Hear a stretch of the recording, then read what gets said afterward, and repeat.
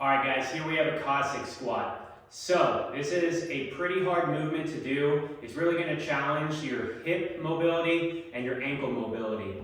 So when you go through this motion, you're going to start with a wider stance. It's going to be different for everyone, but you're really going to want to find your position at the bottom. So you're going to go down, and you can go ahead and place a hand, like Spider-Man kind of. And so you're going to notice that when we get to the end range, our goal is to eventually be able to get this heel flat or almost flat. You can see I kind of lack some ankle mobility, so my heel comes up off the ground, but that's okay. You can still perform the movement.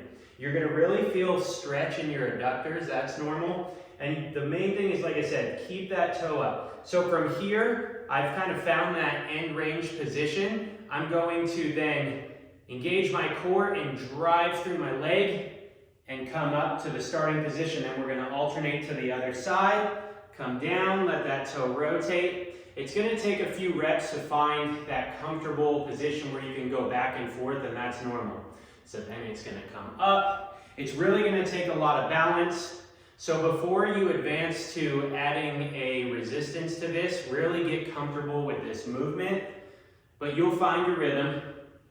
And then when you feel you're ready to advance yourself, or if you're ready to advance it, you're going to go ahead and hold a dumbbell or a kettlebell or even a medicine ball right in our chest and just do the same exact movement.